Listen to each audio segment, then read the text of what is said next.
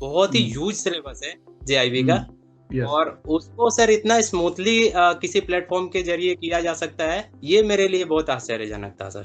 Of course sir AFM सबसे tough है, tough लगा मुझे। मतलब कॉन्फिडेंस दिलाने के लिए बहुत अच्छा है सर कि आप मॉक देते रहो, आराम से अपने आप को टेस्ट करते रहो, जब भी आपको मौका मिले मॉक देते रहो। अगर आप पीडीएफ की ओर जाते हो, मतलब आपकी तैयारी पीडीएफ से है या किसी हम्म। बुक से, हम्म। तो वो मेरे हिसाब से सर वो रॉन्ग अप्रोच है। तो गाइस, सभी लोगों का वेलकम है आज के सेशन में। और आज का सेशन बहुत ही खास है आपके साथ, क्योंकि आज हमारे साथ एक ऐसे बैंकर हैं जिन्होंने अपनी जेआईबी की जर्नी को क्वालिफाई किया है, कंप्लीट किया है।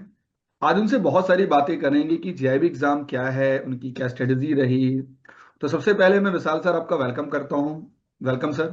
Thank you sir, thank you very much sir. Good afternoon तो सर। Good afternoon sir. Vishal sir, कैसे हैं आप? सर मैं बहुत बढ़िया हूँ सर।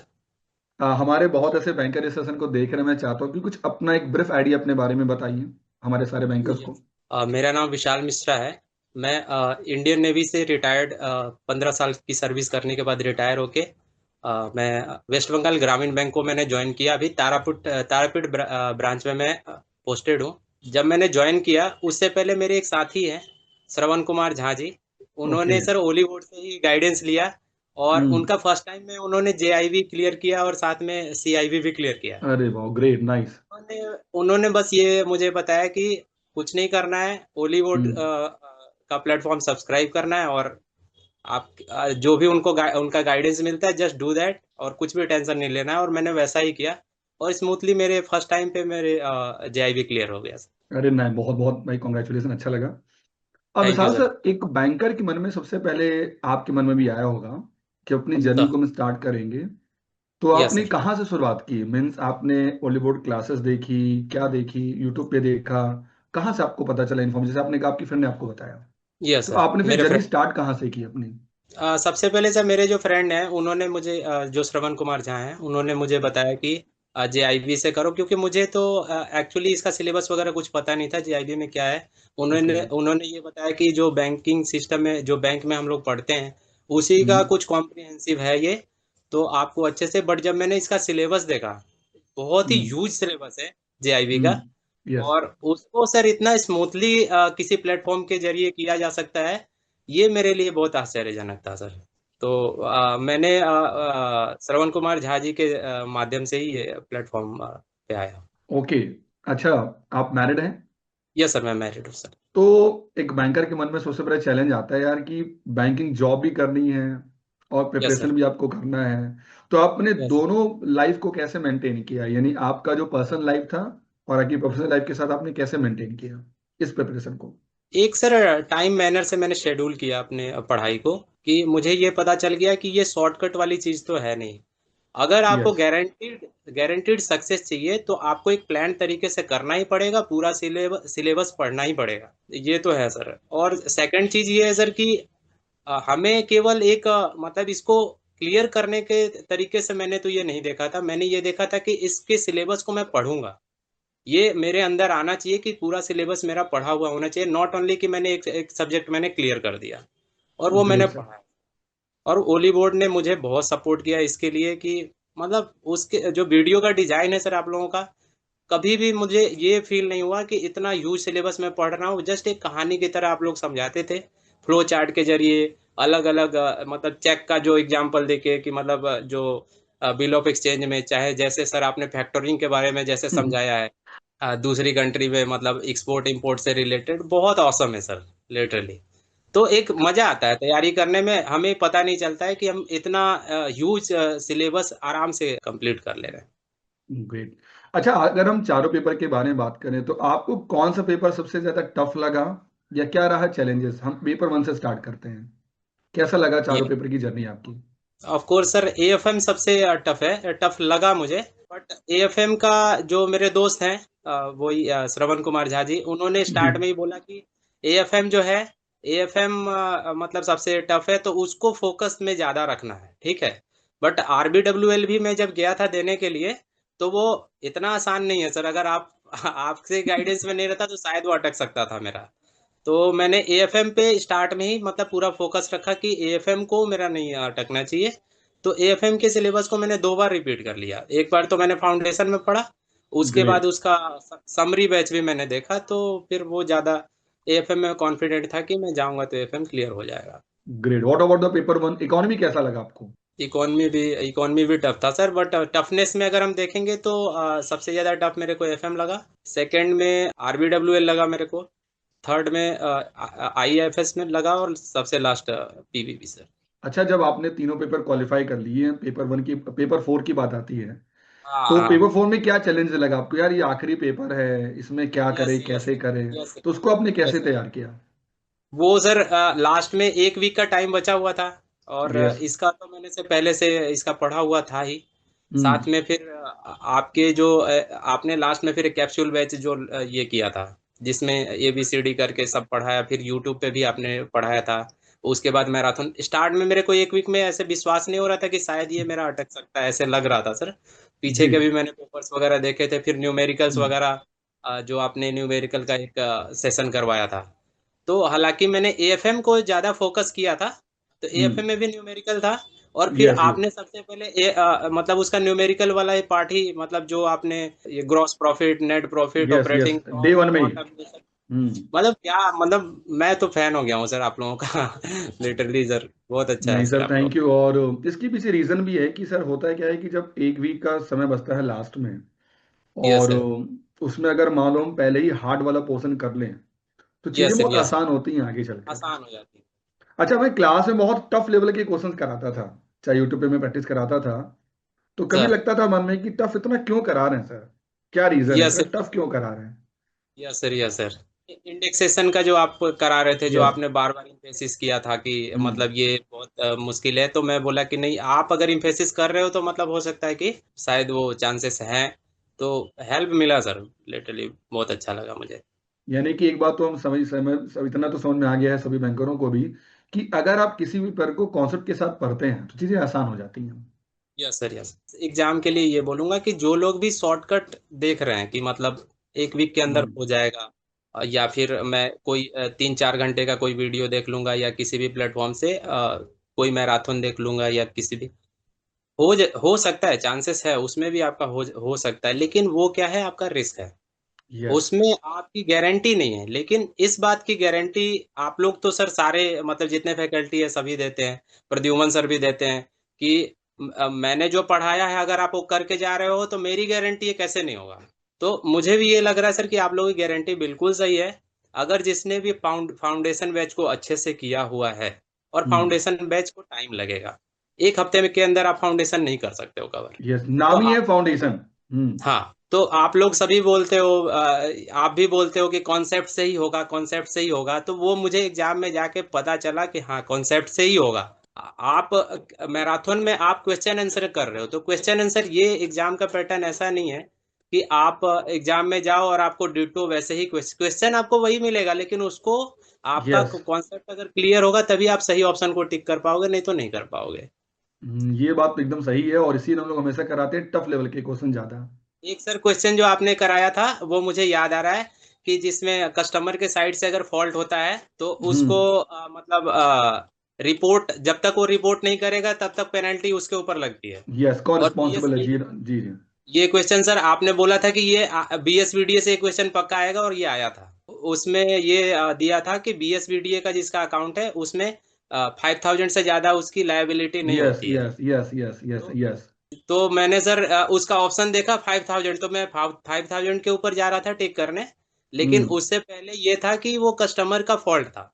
ठीक है। ओके। तो तो उसमें ये भी ऑप्शन था कि until till the time customer has not reported, liability customer की होती है, ये भी ऑप्शन था। तो यस वो यस। मतलब जब तक आपका कॉन्सेप्ट क्लियर नहीं, आप उस ऑप्शन को टिक नहीं करोगे, आप 5,000 को टिक करके आगे निकल जाओगे। तो ये सर यही है, था। होगा तो कॉन्सेप्ट सही होगा। बैंकर हमारे कहते हैं सर क्लास कर लेते हैं। अच्छा, आपके हिसाब से जो मॉक टेस्ट देते हैं आप, आपने दिए सर। होंगे बहुत सारे टेस्ट, तो यस टेस्ट सर। का क्या कंट्रीब्यूशन होता है जेईबी की जर्नी में? टेस्ट तो सर सबको पता है, मैं भी ये बहुत सारे टेस्ट, मैंने mock test chapter wise test दिए हुए हैं उसमें। आपने एक चैप्टर पढ़ा तो उसका आपका थ्योरी क्लियर होगा, उसको आप एग्जाम में कैसे इम्प्लीमेंट कर रहे हो, ये मतलब आप टेस्ट दे के आराम से अपने आप को चेक कर सकते हो, और चेक करने के बाद आपको खुद में कॉन्फिडेंस भी आएगा कि हाँ, इस चैप्टर को मैंने एग्जाम के परव्यू से ऐसे समझा है, और ये मेरे को एग्जाम में मतलब कॉन्फिडेंस दिलाने के लिए बहुत अच्छा है सर, कि आप मॉक देते रहो और आराम से अपने आप को टेस्ट करते रहो, जब भी आपको मौका मिले मॉक देते रहो। ओली बोर्ड की मॉक टेस्ट आपको कैसे लगे, क्या लगा लेवल उसका? या मॉडल वाइज जो टेस्ट हम लोग ने डाले हैं वो कैसा लगा? क्या टफ ज्यादा थे बहुत? बिल्कुल एग्जाम के स्टैंडर्ड के हैं सर, बिल्कुल रेलिवेंट है सर, और बहुत ही हेल्पफुल हैं एग्जाम के लिए, तो बहुत अच्छे हैं सर। जब एग्जाम का समय आया, विशाल यस सर। सर, मुझे सर लगता है कि प्लीज आप पहला। मुझे सर मत अरे नहीं बोलिए नहीं सर, मतलब आप मेरे नहीं गुरु हैं सर। नहीं गुरु नहीं। देखिए लाइफ में व्हाट आई फील ऑलवेज ना विशाल सर की, रिस्पेक्ट ऑलवेज देना चाहिए, बिकॉज आप लोग एक ऐसी फील्ड से आते हैं, you all are the banker, plus आप तो यस और सर। डिफेंस फील्ड से आते हैं, तो ये तो एक यस संबोधन सर। बनता है ऐसे भी हमारे लिए जो डिफेंस के लोग ऑलरेडी सैल्यूट उनके लिए होता है। अच्छा, जब सर। एग्जाम का समय नजदीक आया विशाल सर, और पहला एग्जाम मुझे सर। लगता है कि पहला एग्जाम 2 नवंबर को था इस बार वाला, यस सर। तो माइंड में क्या चल रहा था, क्या करना चाहिए एट द मोमेंट में? क्या बस पीडीएफ पढ़ लें, कि जो 1 वीक की कैप्सूल बात लास्ट हम लोग करके हैं वो फॉलो करें? क्या चल रहा था आपके मन में? इस पूरे जर्नी में सर मैंने ये एक फील किया कि अगर आप पीडीएफ की ओर जाते हो, मतलब आपकी तैयारी पीडीएफ से है या किसी हम्म। बुक से, हम्म। तो वो मेरे हिसाब से सर वो रॉन्ग अप्रोच है कि आप पीडीएफ पढ़ के अब एग्जाम देने जा रहे हो। Till the time sir, concept आपको तभी आएगा जब आप किसी वीडियो देखोगे अपने लैंग्वेज में, मतलब किसी ने अच्छे से समझाया हो उसको, आपने अच्छे से उस कहानी को आपने समझा। मतलब ये हम्म। सिलेबस तो बहुत लेंदी है, लेकिन इसका एग्री। सिलेबस अगर आप आपके दिमाग में अगर समझा हुआ है, तो एग्जाम में जो क्वेश्चंस भी देता है वो बिल्कुल पैटर्न वाइज देता है, बिल्कुल कहानी आपको बताता है। उस कहानी से आपको कॉन्सेप्ट को एक्सट्रैक्ट आउट करना है और उसका टिक मारना है। तो आपको अगर पीडीएफ से आप तैयारी कर रहे हो या फिर बुक से आप पढ़ रहे हो, तो वही है, रिस्क है सर, सिलेक्शन के चांसेस तो मुझे लग रहा है बहुत कम है।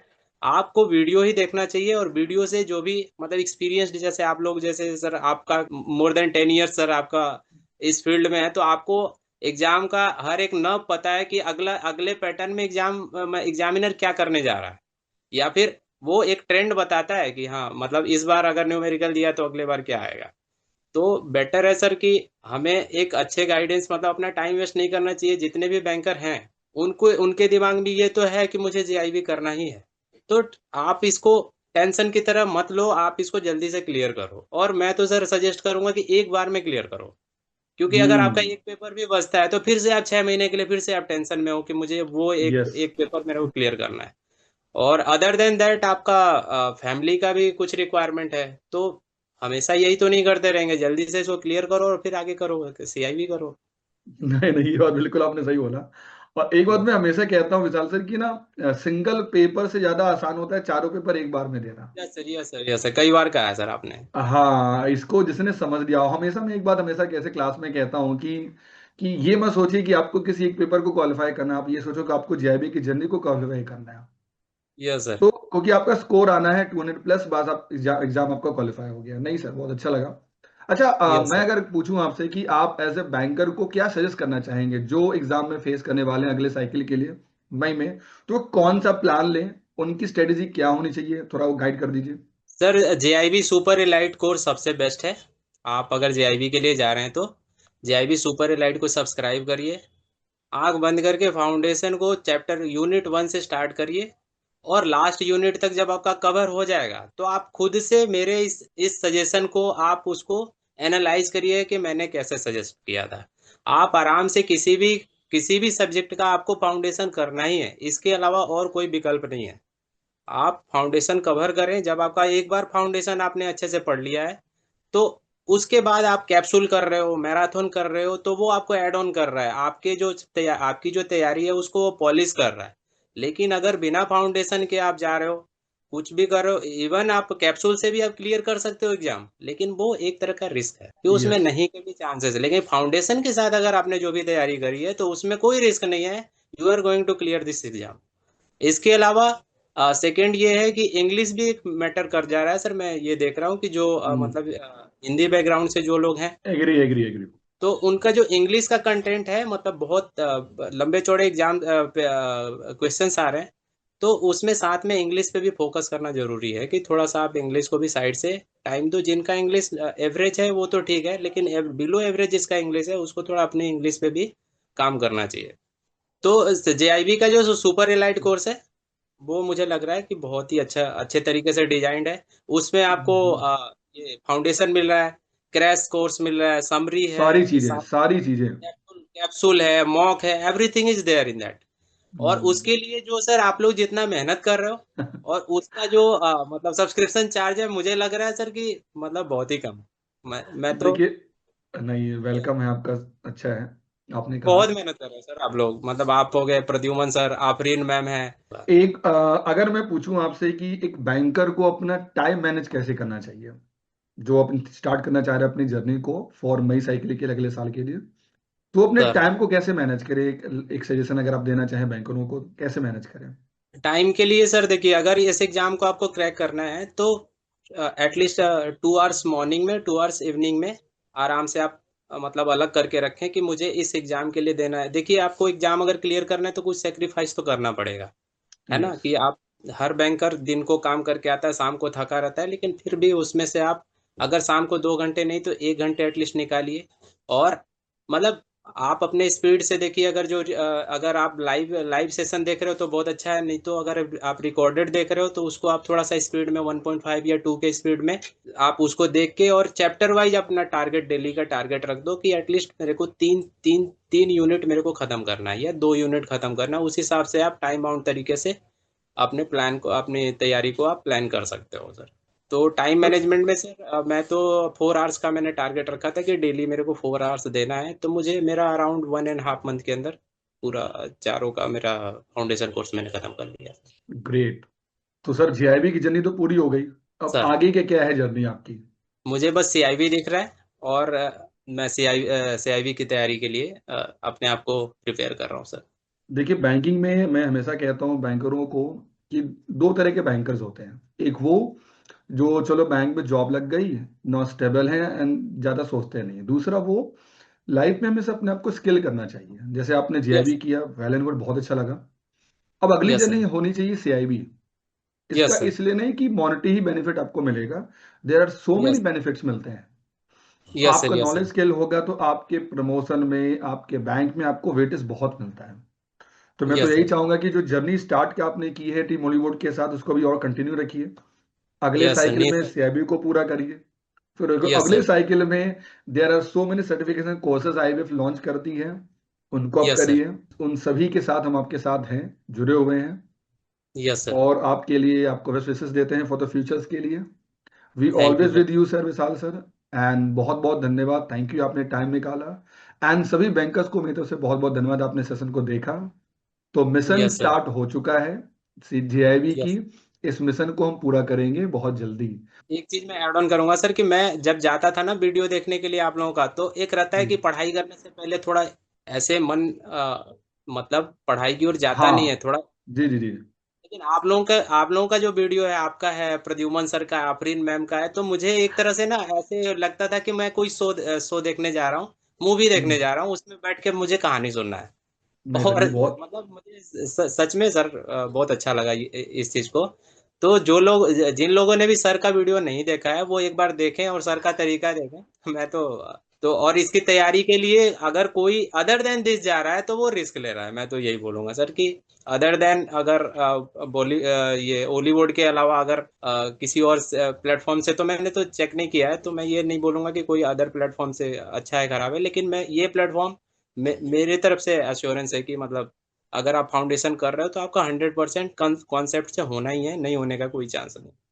बट वही है कि आपको टाइम, सफिशिएंट टाइम जो फाउंडेशन में जो लगेगा 1 डेढ़ महीने का, वो आपको एक रिलीजियसली तरीके से देना पड़ेगा और कंसिस्टेंट तरीके से देना पड़ेगा। ये नहीं कि आपने एक सप्ताह की तैयारी करी और उसके बाद फिर बीच में कुछ आपने, तो उससे क्या होता है, कॉन्सेप्ट थोड़ा सा बीच में फेडअप हो जाता है। तो ये सारी चीजें ध्यान रखनी नहीं विशाल सर, सब बहुत बहुत थैंक यू, आपने बहुत ही जेन्युइन फीडबैक दिया।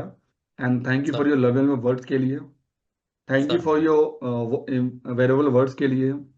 हम हमेशा यस लगे हुए हैं आपके लिए, और हम सभी लोगों के लिए लगे रहते हैं कि सिर्फ हम पढ़ाते नहीं हैं।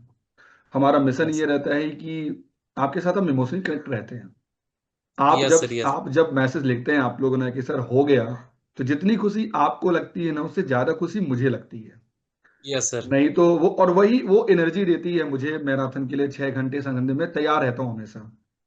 नहीं, जब मैं आप सेशन। लास्ट लास्ट वाले मैराथन में सर आपने, मतलब मैं तो दंग रह गया कि 7 घंटे का मैराथन लेने के बाद आपने बोला कि मैं पूरी रात जगूंगा, मतलब हाँ, आपके मैं साथ है। कोई भी डाउट होगा तो आप पूछोगे, मैं तो अब क्या बोलूँ भाई सर। मैंने रिप्लाई भी बहुत दिए थे, मैंने कहा था कि हम always be here to help you, क्योंकि जब एग्जाम हो गया संडे को ना 16 को, तो there are so many banker जो लगातार कॉल कर रहे थे, मैसेज कर रहे थे, तो मैंने उनको, तो वो जो मोटिवेशन मुझे मिला ना, वही मुझे मोटिवेशन यस मिलता है वहीं से। सो बहुत यस अच्छा सर। लगा सर, थैंक यू। फिर मुलाकात होगी सर सीआईबी में, सीआईबी में फिर सर मुलाकात होगी, फिर हम उस जर्नी को स्टार्ट करेंगे। जैसे सर विशाल सर ने कहा उसको फॉलो करें, और ऐसे ही अगली जर्नी जो होगी वो आपकी होगी, और इस एग्जाम को हम बहुत ही अच्छे स्कोर के साथ क्वालिफाई करेंगे। उसी के साथ मैं सेशन की विदा लेता हूँ। सभी लोगों को थैंक यू जुड़ने के लिए। अगर आप इस प्लेटफॉर्म पे नए हैं तो जल्दी से इस प्लेटफॉर्म को सब्सक्राइब करें। Thank you very much and thank you sir.